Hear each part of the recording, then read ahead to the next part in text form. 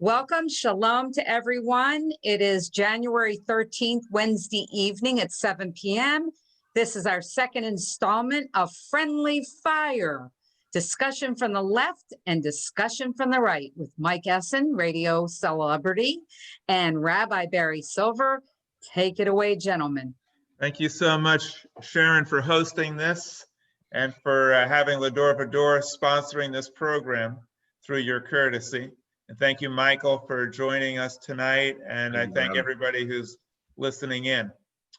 This is an effort to try to do something which is of paramount importance in America today, to try to have rational discourse from the left and the right. I have to plead guilty, though, however, I am not lockstep in tune with every position taken by the left. In fact, many times you'll find me taking a position that you would equate with the right, and you'll think, what are you doing, Rabbi? And Michael also might not take every single position adopted by the Republican Party. There's a reason for that. We actually have a mind which helps us to think for ourselves, and we don't always fall into a particular category. But in general, Mike, more often than not, sides with the right side of the spectrum, and I believe you are a card-carrying Republican. Is that right, Mike? Yes, I am. Okay, and I am a card-carrying Democrat, and I would venture to say that, Mike, there might be a time or two where the Republican Party does something you don't agree with, and I can assure you that there's times that the Democratic Party does things that I do not go along with either. So with that caveat in mind, we're going to discuss what's going on in the world today. And let's see if we can do that without yelling and screaming at each other or anybody else on the Zoom link. Let's see if we can pull this off. If we can, we'll be setting a great example for our society in general, that it is possible to disagree agreeably even about the most contentious issue of all, and that is politics, and the most contentious political issue of all, which is our president. So there's a lot going on today with Trump. So Mike, out of courtesy, I have filibustered long enough. I'm going to turn it over to you and get your take on what's going on in Washington, D.C. these days, and what do you think about all this? We're sane people in an insane world, guys. I mean, you have people that want to nationally lock down the country. You have a president who's going to be gone in 1 week, and you have Joe Biden, who will be president next week, who is saying he wants to unify the country. Next thing Democrats do is they impeach a president who will be gone in 1 week, just so he'll never run again. And that's not only divisive, it's gratuitous. And it's causing, we're on the verge of civil war among the left and the right, which I would hate to see happen. Civil wars in both parties. We're having threats to big tech censorship, threats to the Second Amendment. You know, Joe Biden said he'll take on the NRA. Dianne Feinstein couldn't even do that. And MAGA rallies have been considered a terrorist organization. The excuse people give and Donald Trump's taken off Twitter because they say it might incite violence, which is the biggest excuse people are using to censor anybody, anything. Ron DeSantis is our conservative governor, and the red legislator is our only saving grace to this country at this time. Okay, well, that's a nice way to start out. Do you think that the president has done anything wrong regarding the treason that happened at the U.S. Capitol? Or I noticed you didn't say anything about that. It's kind of like, I guess to you, this is no big deal, you know, just some people invade the Capitol, they start killing let me just finish the question. Go ahead, Barry. They start killing people, invading the Capitol, shouting anti-Semitic slogans, taking out police officers, bringing a noose, having all this type of Confederate flags, and almost killed half of our Congress. But for some reason that escapes your notice. So maybe since you're on with us, maybe you might comment on what you think about that, and also what you think about President Trump's responsibility, if any, in connection with that. I'm not going to call it a rally. I'll just let's call it a coup d'etat. What do you think about all that? And why did you decide, why would you overlook that in your opening statement? I shouldn't have, and I apologize, but I don't blame the president for it. No need to apologize. That's what I'm here for, just to hold your feet to the fire in friendly Good fire. job So with I'm going that, to hold your feet to the fire, Here's the but in a thing. friendly way. At first, I thought the president was, what I didn't understand, and I was gullible, was behind these riots. But then it was classified by pictures and by many sources on Facebook. You can see Antifa was really behind this. It doesn't matter, but even if the president condemned this, which, by the way, it's interesting. The Democrats, not you, Barry, because I've heard you before, you've condemned Antifa and Black Lives Matter, and I give you credit for that. But Democrats in cities where they've run the roughshod over people and killed them and used Molotov cocktails, our brilliant president-elect said they're just an idea. So while we have one president who condemns it and really wasn't responsible, we have one other guy who's going to be president next week who thinks that ideas crush people's skulls. Okay, well, at least we're getting closer. You're talking about President Trump. So it sounds like you think he has no responsibility for all of this, because you didn't mention anything about it. So in your opinion, he had no responsibility whatsoever in this rally that took place in Washington, as you call it? Well, he knew there was going to be a rally for him, but not the violence. No, not so he's not responsible for any of the violence. He wouldn't. President Trump would never countenance violence, right? No, he wouldn't say something like at a rally, hey, if there's somebody who's talking against us, let's go beat him up and carry him out on a stretcher and I'll pay the medical bills. President Trump would never do anything like that, right? He did this time. That's all I'm talking about. No, he would never tell the police not to be quite so nice. He would never say, we're never going to give up, let's go take out these people. And he would never have his lawyer, Giuliani, say that we're going to do combat justice. I guess President Trump would never do anything like that, right? Or would he? Time, that's all I'm talking about. What's that? He didn't this time, and that's all I'm talking about. He didn't this time. Has he not been generating a culture of hate and violence ever since he set foot in the White House, and even before he got there? Isn't he talking about a lot of violent stuff? He's always encouraging violence and stretchers and beating people up, and isn't that his modus operandi? And hasn't he been encouraging people? And didn't he tell modus operandi? Sorry, Barry. Didn't he also tell the Proud Boys to stand by, and he didn't condemn them? And he's like, he's buddies with these guys. And also, didn't after the rally or after these people engaged in sedition, didn't he say he loved them? Did you hear that, or did I miss Proud something? Boy, no, I did. The Proud Boys. Yeah. The Proud Boys are an alt-right group. They're not necessarily a terrorist group, or been seen as such by many, except on the far left. But I don't think he has been a person of hate. I mean, the Black community in general. I mean, Herschel Walker, when he spoke with the RNC, said he was his owner of the USFL, and he continues to know him. And he got the Ellis Island Award from Jesse Jackson. He shelved Jennifer Hudson. I think you overlook a lot of that stuff, Barry. When did he get the award from Jesse Jackson? Ellis Island, for the way he treated Black people and Muhammad Ali. Yeah, how long ago was that? It was a while ago, but he hasn't forgotten. He hasn't changed in that sense. I never heard him make a disparaging racist comment. I mean, he said there were both sides of Charlottesville, which you guys point out, but there were terrible people on both sides. But that doesn't necessarily mean you can't equate that with comments that Richard Russell or Lester Maddox, who had an axe in his hand when people were voting. You can't equate those things whatsoever.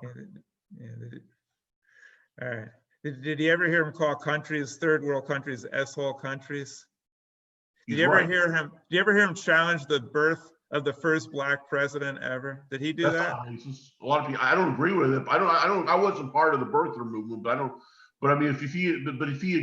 But you don't see a pattern. Anti-white. I mean, it makes as much sense. You don't see a pattern there. You don't see a pattern when he takes out a full-page ad in the New York Times that 5 teenagers should be executed for a crime that he knew nothing about, and it turns out they're innocent. And he challenges the birth of the first Black president, but you don't see any problem there, any pattern developing. Well, I mean, look, if I would have heard about, I'm for the death penalty, so if I would have heard about that, I would have said the same thing he did. If they were innocent, they should be executed. You mean if they were guilty, they should be executed? They were guilty. I'm sorry, Barry. Yeah, but how did Trump know that they were guilty? He didn't. Was he a judge and jury? I mean, how does he do that? No, he isn't. Well, But how does he become we all so? rush to assumptions, but okay, maybe he should have been a little more careful. He could have been a little more careful, but A little bit, yeah. Maybe it seems like he's not that careful when it comes to black people.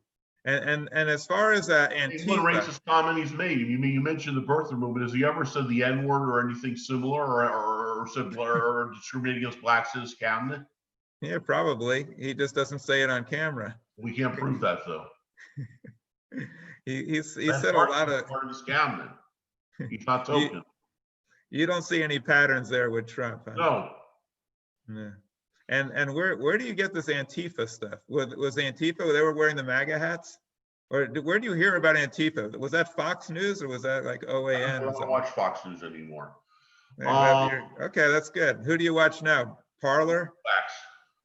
Newsmax. What do you watch? Newsmax. Newsmax. That's even worse, isn't it? To you it is. Worse to you it is. But I have a lot of. But I mean. Because I like actual real news, not propaganda. That's why. News agrees with you. I mean, I have to admit to you, I do enjoy Fox. I do like Fox, but I've always been a big fan of fiction. Like Star Trek is one of my favorite shows. So if I need a dose of fiction, I love watching Fox News. It's fun. But if I want to, does make you laugh sometimes, doesn't she? Yeah, I know. But if I want to get educated, I try to watch something else. Somebody that agrees with you, in other words. But so where's your information about Antifa? I'm really curious about this. I saw pictures on Facebook where they showed Antifa armbands and articles people had. I don't exactly remember the name of the article, but I read my friends, which I'm about 5,000 of them. I'm loaded. I have the maximum, and I was condemned for saying something, and I apologize for saying it. Hey, you'll never be condemned here, Mike. Whatever you want to say is all good. That's we good. just let other people form an opinion. But these armbands that you saw, were they at the Washington D.C. event that they were wearing? Yeah. Yeah. Like what kind of armband was it? The Antifa signal. I don't, with the orange. I'm trying to make it the orange symbol. Yeah. And how many people? There were reports that Antifa was in on it. They wanted. They infiltrate this country. They're turning us into a civil war. I wish both parties would condemn these SOBs. How many Antifa people were at that event in Washington? Do you know? I didn't count. Okay, that's good. This event, for everybody everybody already knows, this was a Trump-inspired event. This was not an Antifa event. And for people to characterize that, they're just messing with your mind, Mike. They're just messing with you. This is not an Antifa event. These were all MAGA people, right-wing supremacists, Nazi stuff, anti-Semitic stuff. These were some really serious white supremacist people, according to everybody. I mean, only the wackiest, weirdest news outlets would try to portray this as Antifa. It's possible that somebody put on an Antifa armband to try to implicate them, but this clearly wasn't an Antifa event. Anyway, I've been told through one of the chats that I'm talking too much. So go ahead, you can hit me with some of your best shots or some of your questions or anything, and I'll be glad to respond. Otherwise, I'll try not to monopolize the conversation. Actually, I didn't even say much. I just kind of like posed some questions to you. So do you have any questions you want to ask me? To me? I think it's on the audience. Sorry. Yeah, no, go ahead. We'll just bat it around a little bit. He's not relevant anymore. He's going to be gone next week. I mean, how relevant is it they impeach him? He's going to be out of office. He will never be he's out of Twitter. I mean, what does it prove, or what purpose is it to impeach him? Just we'll never run again. But at least I don't know if we will anyways. Sorry if I answered. Doesn't he have a few followers, Trump? Which he's entitled to. It's a free country. And it's a freak country, you mean? Is that what you mean? Yes. Yeah, it's a freak. He'll be gone next week. I mean, just he'll be gone. Well, we don't know. I mean, maybe he'll try another coup d'etat. Maybe he'll be successful this time. Maybe he'll wipe out the Congress and take over. We don't know. But assuming that he's out of office, he's not gone. He still has like 70 million crazy people that support him, doesn't he? Maybe he has 60 crazy million. Meaning they don't agree with you, of course, right? No, crazy. Yes. No, crazy meaning they support a climate denier who's a pathological liar and who staged an insurrection against the government and who's filled with hate. That's crazy that he's done so much more for the Middle East, and he got us a vaccine, and he reformed the VA. He reformed. He took away the individual mandate and did a lot of other great achievements for a one-term president too. Yes, he still has supporters, but he's entitled to. I mean, what do you suggest we do with these people? Round them up? Yes, it only took 380,000 people dying before he came up with a vaccine that he doesn't know how to distribute because he's out playing golf all day and there's no rhyme or reason to how it's being distributed. And It was a miracle he came up with it. Yeah, you did hear him call the coronavirus a hoax, right? You heard that, right? Yes. Yeah, was he right about that? Not a hoax, but it's not worth shutting the country down for. You cannot die just by getting it alone. It's about context. I could because of my weight, and people could because they're older. But if you're younger and get it, you probably won't die from it, but it's not a hoax, no. I don't agree with everything my president says. I don't agree with everything my country says. That's good. Okay. So anyway, my take on it, you kind of heard already. I think Trump is a despot, a tyrant, a demagogue. He tried to overthrow the government. He refuses to recognize when he lost. And as a basketball coach and a tennis coach, I really find his attitude abhorrent when before the match even starts, he says, the only way I could possibly lose is if the thing is rigged. I mean, what kind of arrogance is that? Could you imagine somebody playing in a tennis match and they say, hey, you know what? The only way I could ever lose is if the thing is rigged because I'm the best one ever. Nobody could ever possibly beat me. And if they did, you know what? I'm going to challenge the result. I'm going to say the referee was wrong or the line judge was wrong, or I'm going to go in and send a mob in to take out some of these people so that I win. I mean, this guy is a vicious criminal thug. I don't even know why you would give him the time of day. Who talks like that? Who says the only way I could lose is if it's rigged? This is the type of arrogance that I guess you get used to it. You just hear him say so many idiotic, stupid, arrogant things that it's just kind of like, okay, so he said something that's ridiculous. So what? He always does. I care more about his performance in the White House when he was really there. How about a guy who says that he could shoot? And let me just ask you this: if he shot someone on Fifth Avenue, yeah, would you excuse him, or would you? No. Okay. And if he's responsible for 5 dead people in Washington in the Capitol, do you excuse that? No. Okay, good. All right, let's open it up to everybody else. See what other people think. Who wants to weigh in on all this? Lois, go ahead. Share your point of view on friendly fire. Keep it friendly, like we do. All right. Well, one thing is if the Senate finds him responsible, they're not going to remove him from office because he'll already be out of office. But if they vote that he is guilty of all this stuff, he will lose his lifetime $400,000 a year income that we, the taxpayers, pay for. He will also lose his lifetime of Secret Service security that we, the taxpayers, pay for. And he will lose the ability to ever run for office again, which means he can no longer con all those people into donating money to his campaign fund, which they have continued to do. So I definitely think it's for all those reasons, it's really worth going through with the Senate trial. Yeah, I agree with all of that. And I'll give you one more. If we don't stand for something, we fall for anything. If a guy can instigate an insurrection against the government and sedition, and we just say, yeah, let bygones be bygones and don't do anything about it. What does that say about us? I mean, we already know who he is. He's a thug. We know that, but what does it say about us? Yeah, if we don't say anything. And what does it tell our kids? I mean, you gotta stand up. It's kind of like if somebody commits a murder and then they say to the family, hey, you know what, don't worry about it. So we killed your family member, just move on. You know, just look ahead, stop looking back. You need to have some kind of accountability or justice before you can then. Well, hopefully there's going to be criminal investigations with the FBI, and that he's going to end up in prison for a lot of these things that he's done. Probably. And who else? Can I say something on this? First go right ahead. Hi. He hasn't taken a salary yet. He donated all the salaries to charity. He doesn't need the $400,000. He really doesn't need the Secret Service security because he has his own security, he always did. As far as running for future office, he had enough. He ain't gonna run for office again. And as for criminal charges, we'll see about that. you got to prove, the criminality and stuff. Now, as for Barry, I need to tell you where Mike got his information on Antifa. We were there. I'm part of Right Side Network, RSBN Broadcasting Network, and we had a whole crew there. Liz Willis, my best friend Liz Willis, she was there, and a bunch of others, and we were actually filming everything. It started with a bus tour around Women for Trump around the country. There were 2 of them, and they came into DC. That was planned ahead of time.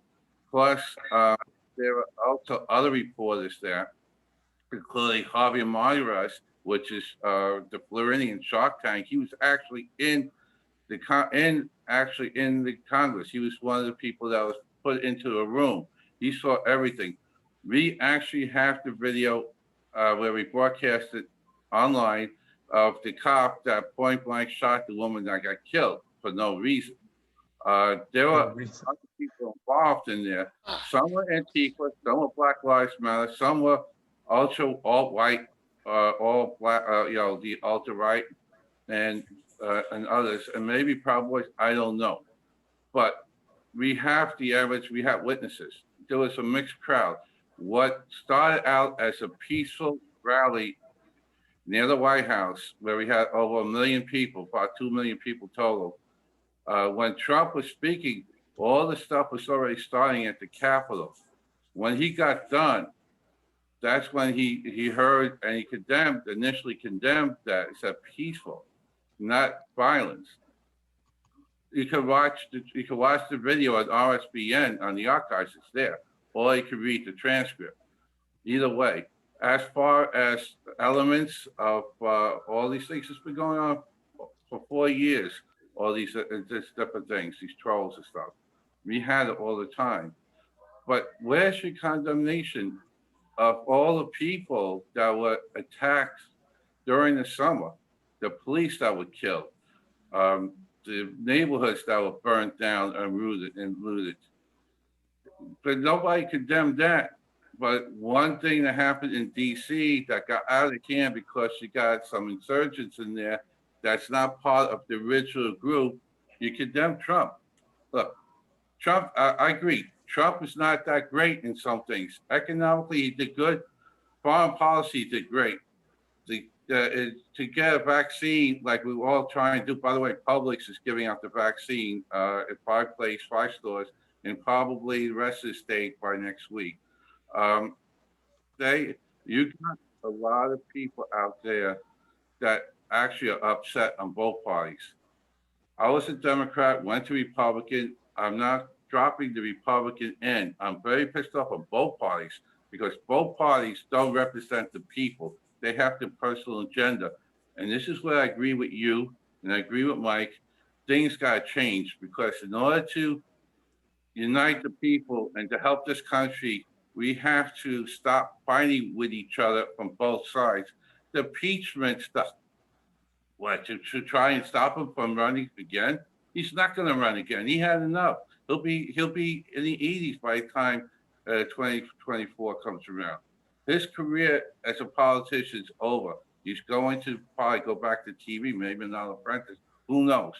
But what happens now, move forward, is going to be different than ever before because the American people, maybe 75 million, 100 million, whatever it is, are quite pissed off, and a lot of Democrats are pissed off too. So why can't we find a way to unite the nation instead of fight the nation? And thank you. You're Joseph? Yes. Okay, I appreciate your comments, Joseph. I appreciate your joining in the discussion. Let me just share my reaction to some of the things you said. You said he's had enough. He's done with it. He doesn't want to do this anymore. For someone who's had enough, I've never seen anyone fight so hard and bitterly and tenaciously and rabidly to try to cling to power. I mean, he's done everything he could to possibly stay in power. Where you think that he's had enough, I don't know where you're getting this from, but he's obviously crazed for power. I only live about 2 hours away from Mar-a-Lago. I'm down here in Central Broward. I know the Trumps for years. Like I said, I'm former New Yorker. I know them for many years, and I know Trump for many years.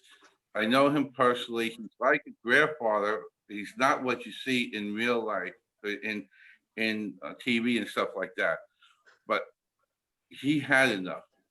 You can see the difference when he spoke yesterday at the border wall and near the Alamo. You could see the difference. He was tired. He had enough. He thanked everybody. He told everybody to be peaceful and work with that. You do realize that for the last few months he was trying to get a $2,000 stimulus program, but Harry Reid screwed that up.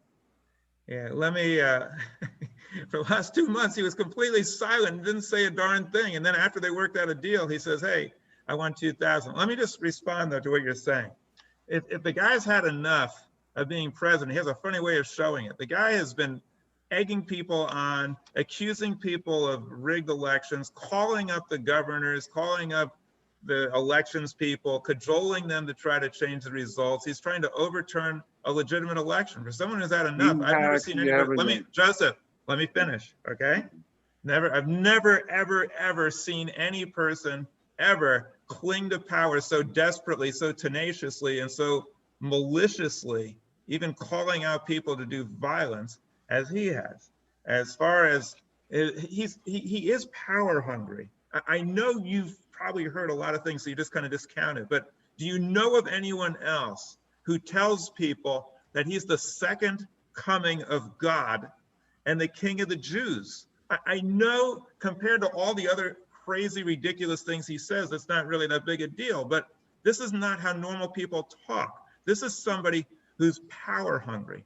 As far as money goes, there's never, ever been a president who tried to make as much money as he did while he's president. He actually has people He didn't take a salary. It doesn't, Joseph, try to see through his ridiculous nonsense. The guy is making money hand over fist at Mar-a-Lago, at his golf courses. He has the military staying at his hotels so that he can make money. He's making money all over the place through violations of the Emoluments Clause. What he's doing is a complete violation. And before he became president, before he got sworn in, he signed a document that allocated his possessions, his holdings, his businesses to his family. Whatever they do, that's their business. But he personally had no direct business dealings. Joseph, I don't mean to be mean, but are you on some kind of drugs? Do you not understand that this guy's a criminal thug? That if he didn't sign any documents, I do. Joseph, let me just finish. Okay? I know. He did not. I know what. Joseph. If he violate, I want to tell you something. If he violate the law, and he's down here in Broward County, I promise you, he will be arrested. He's violated the law every single day in office. I mean, the guy is a walking criminal thug. He didn't turn over his. Let me, Joseph. You got it. Rabbi, let him finish. He hasn't violated any constitutional law.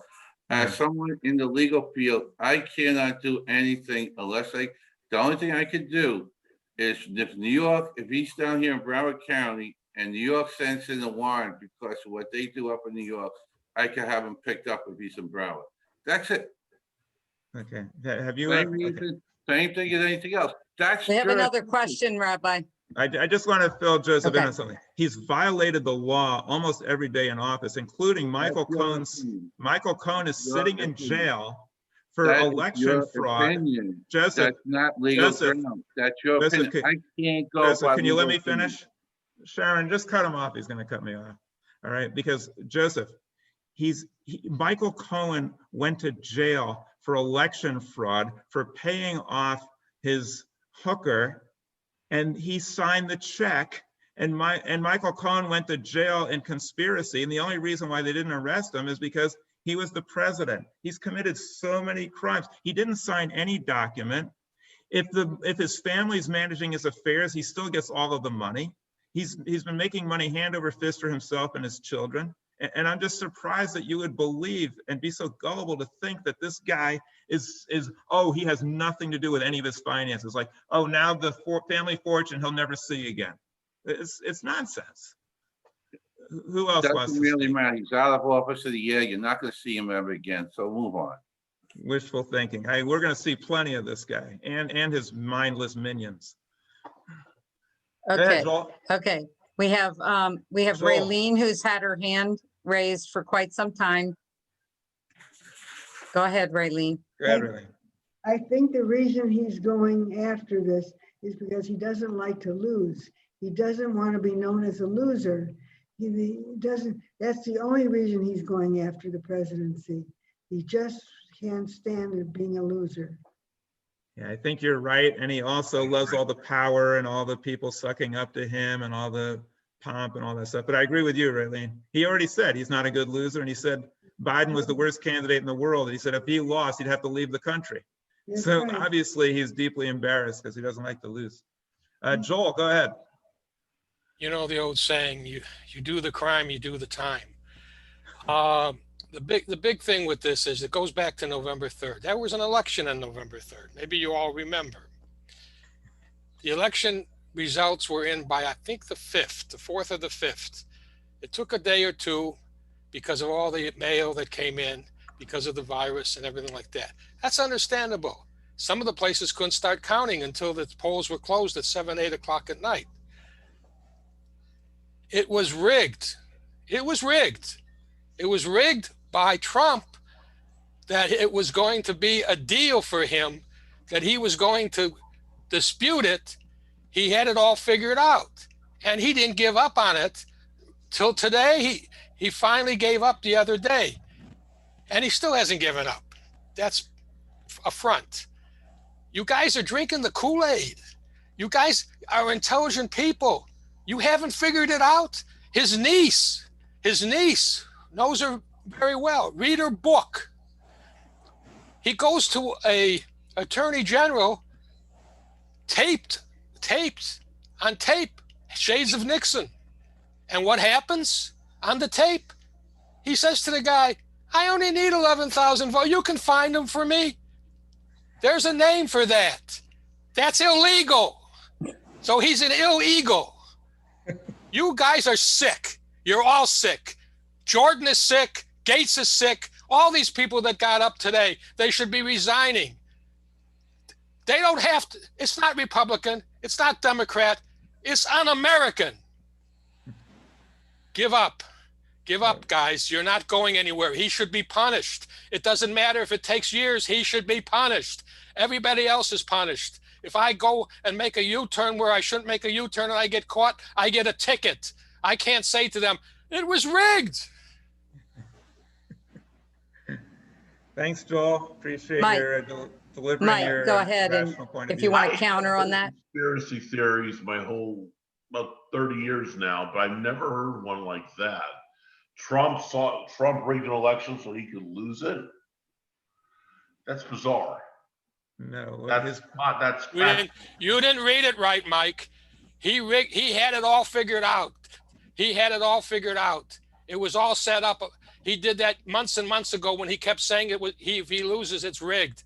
He had it all fixed up. So he rigged a rig so that he could, if he could go forward with it and say, look what they did. They stole the votes. He had that all planned. Yeah, that went on for months. Well, let me just explain how this works. Because certain people they're not really on to Trump, okay? So Trump can say he could shoot someone on Fifth Avenue and be excused by his followers. So Trump believes that anything he says, anything regardless of how ridiculous he says, will be believed by about 60, 70 million people. So he knows he can say anything without any evidence and they'll believe it. So he says before the election, the only way I can lose is if it's rigged. Now, a rational person knows he's lying and he's insane and he's a braggart. But the Trump follower, who, if he shoots someone, they'll believe him, thinks, oh, I guess that's true. I guess the only way he could lose is if it's rigged. Therefore, he lost. Thus, it must be rigged.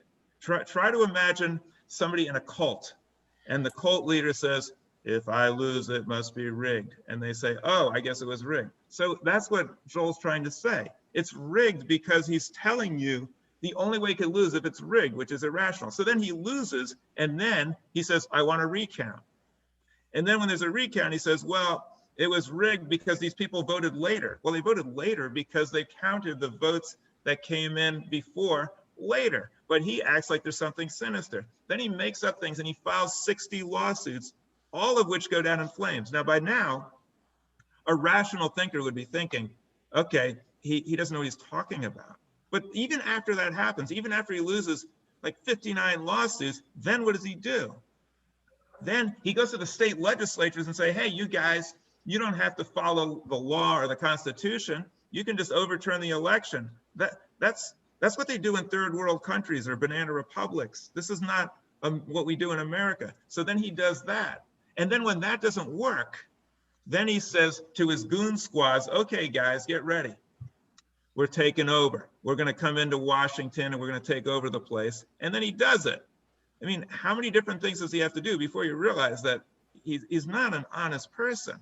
And like Joel says, his family knows that he's not honest. He actually sabotaged the mail, the United States mail, so that people couldn't vote by mail ahead of time to try to disenfranchise the minority people who voted more often in that way than other people. I mean, the list of shenanigans and illegalities is endless.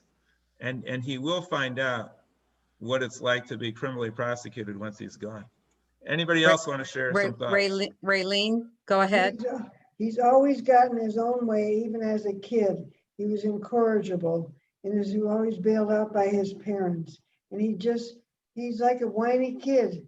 He just wants he's going to find a way to get what he wants. And he doesn't care about the repercussions on it. And he was sent to military school. He was incorrigible. He's a psychopath or a sociopath. He just cons everybody until somebody bends and gives him his way. And that's why he's pouting. Yeah, you're right. He was born on third base and thinks he hit a triple. And he started out with every advantage. Go ahead, Emily.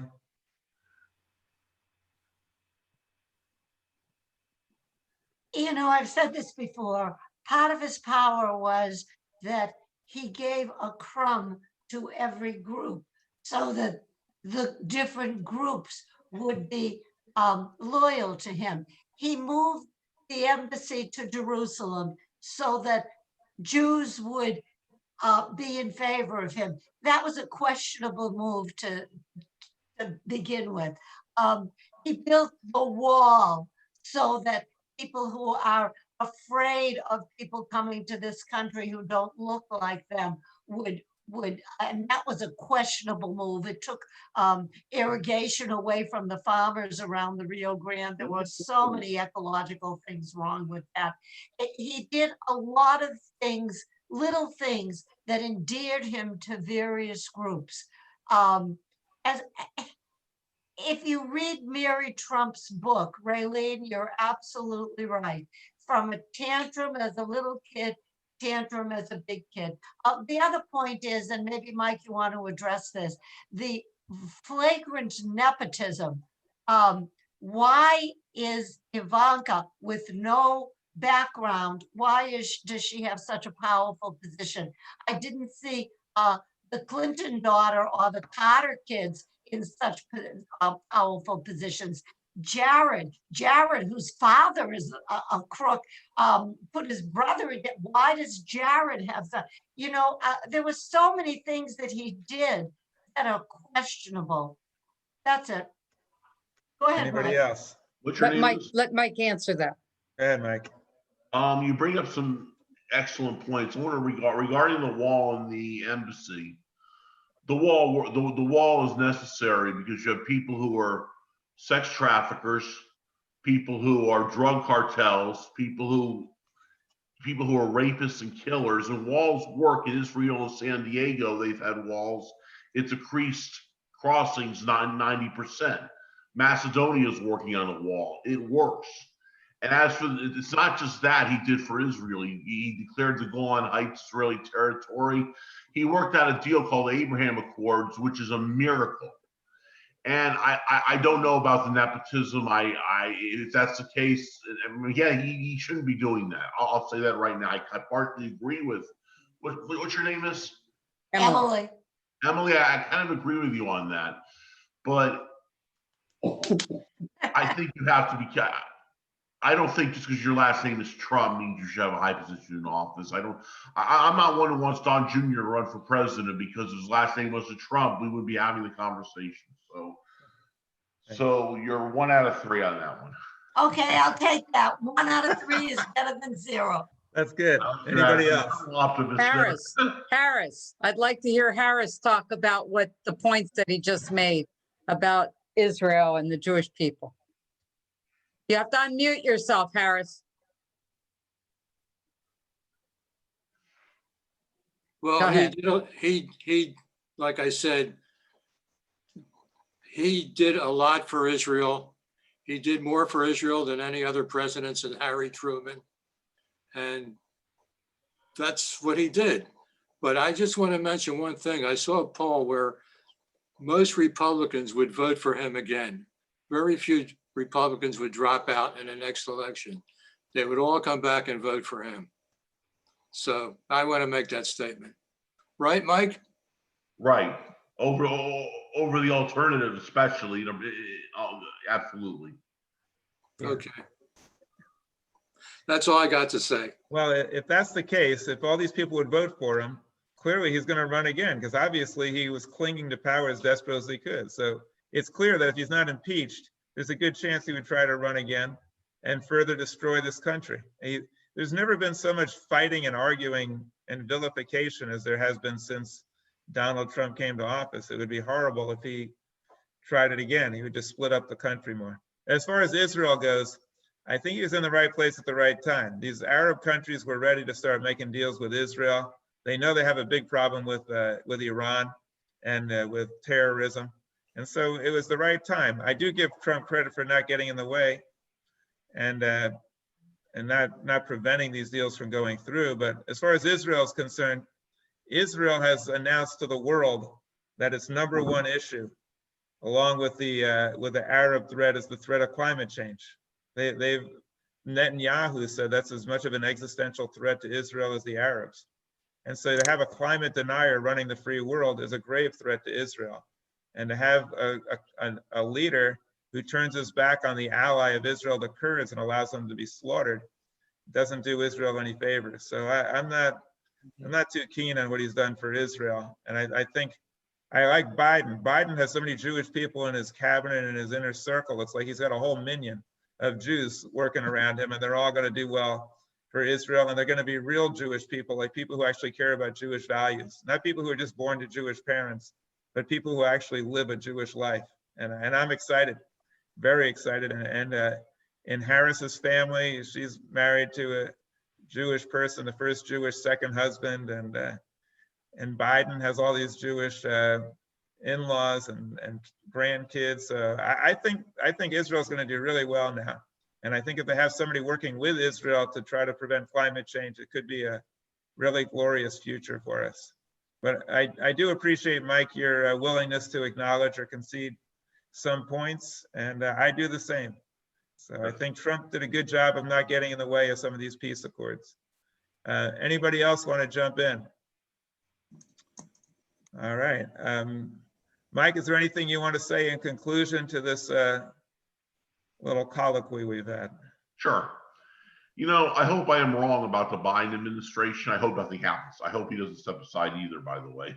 But I hope he has a successful term. I hope he does good for the country, because when we live in this country, when he succeeds, the country succeeds.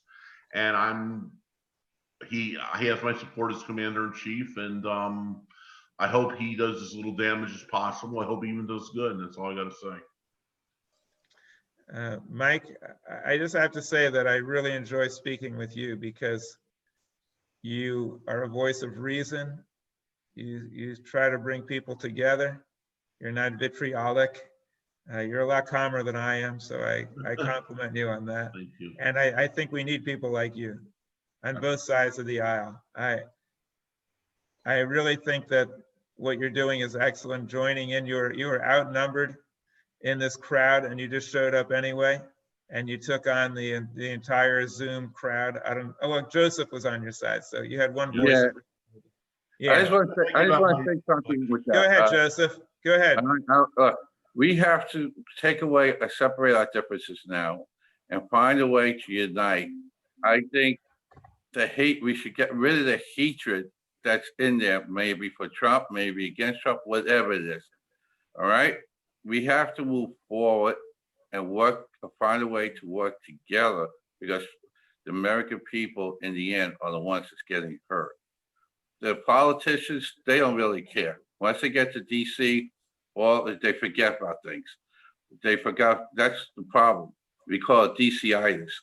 We need to, what we did today, well, I know there's a lot of differences, and the fact that you and Mike, and even me in some cases, and others, we could find a medium where we could, a middle somewhere, where we could all agree to better this country by doing this forum. It works.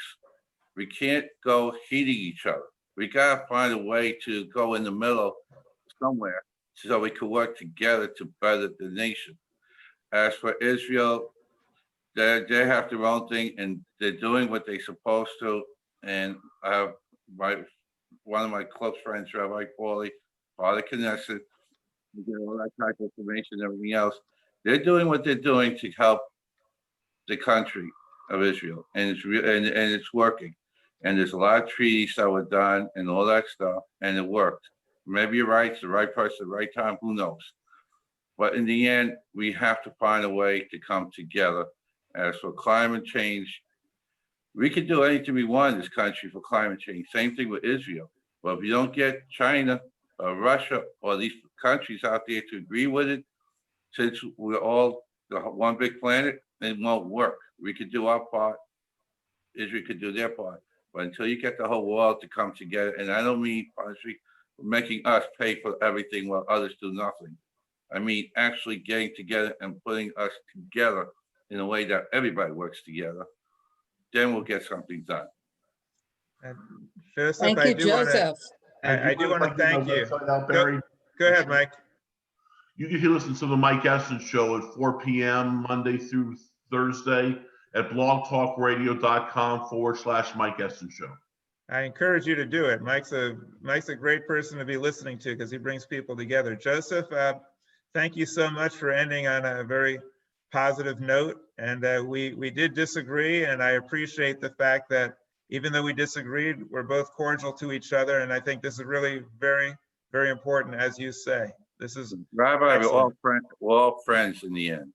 That's good. And I will encourage everyone to listen to what we do on Shabbat. We have a very unique type of approach to Judaism that a lot of people find very refreshing. It's based on reason and common sense and some really great videos from all around and some innovative music. So I encourage everyone to listen to the Shabbat at Va-Dor. I encourage you to join us in future discussions.